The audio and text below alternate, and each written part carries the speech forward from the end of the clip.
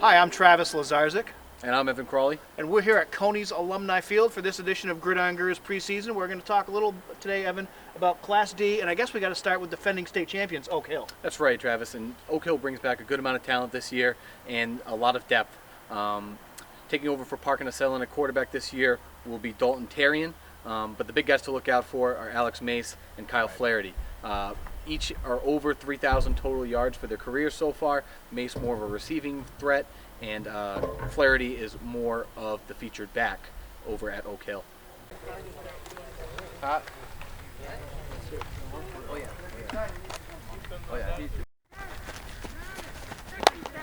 All right. Nice footwork. We're really impressed with our senior group.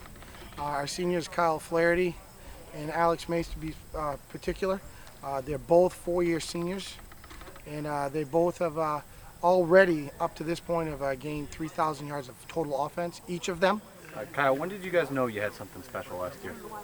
I think we became a team when we lost. Honestly, we knew what we came together the fall after we lost those two games last year, and we knew what we wanted, and we worked hard to get there. So, What are your feelings about this year's team as the season is set to begin? we have really good strengths and some weaknesses. We're coming together as a team right now, and we're gonna show them what we have. Well, I think it's pretty much basically the same team. I mean, we lost 5 important seniors to us, but we have the same chemistry as last year. I think things are going to go in the right way for us. Dalton's been a great quarterback. I mean, as I said before, he's picking up right where Parker left off. I mean, he has a great arm.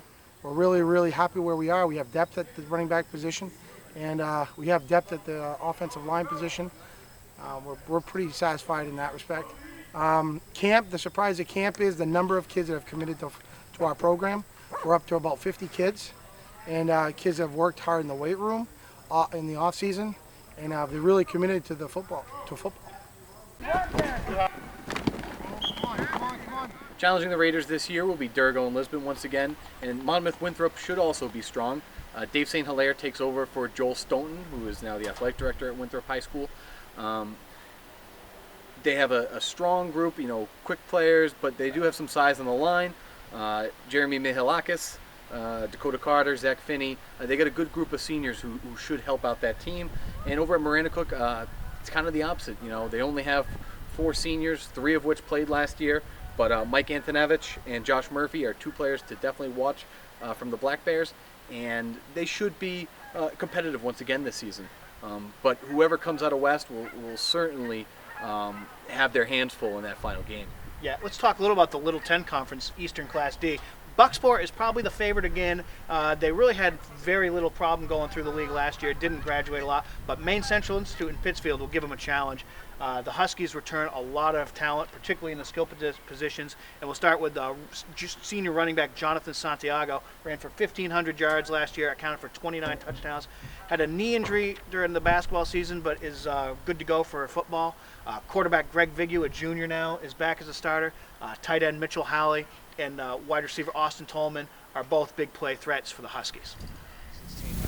Well, we're strong all the way around. Obviously we have that fast offense with no huddle.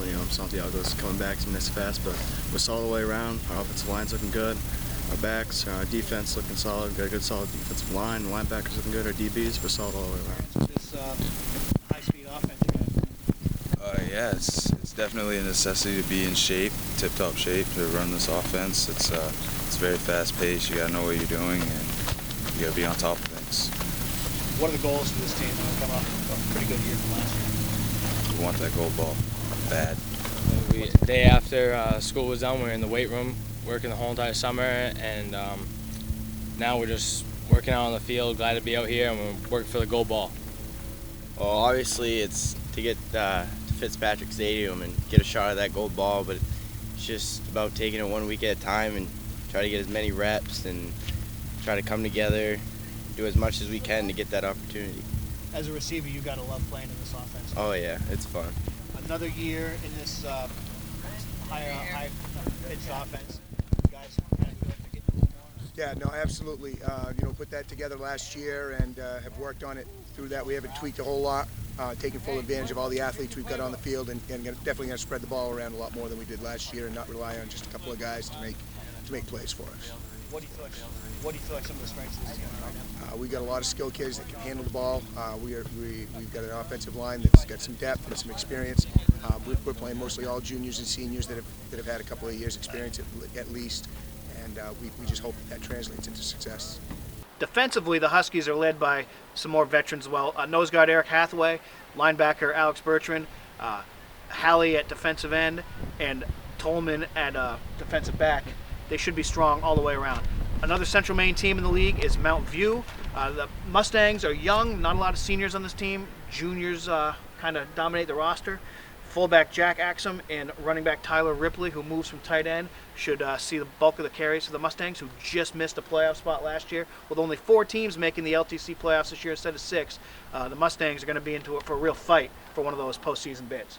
Thanks, Travis. And for more local content and videos and photo galleries, please log on to centralmaine.com and be sure to pick up the Kennebec Journal and Morning Sentinel newspapers. And be sure to check back with us every week as we look at high school football around Central Maine here on Gridiron Gurus.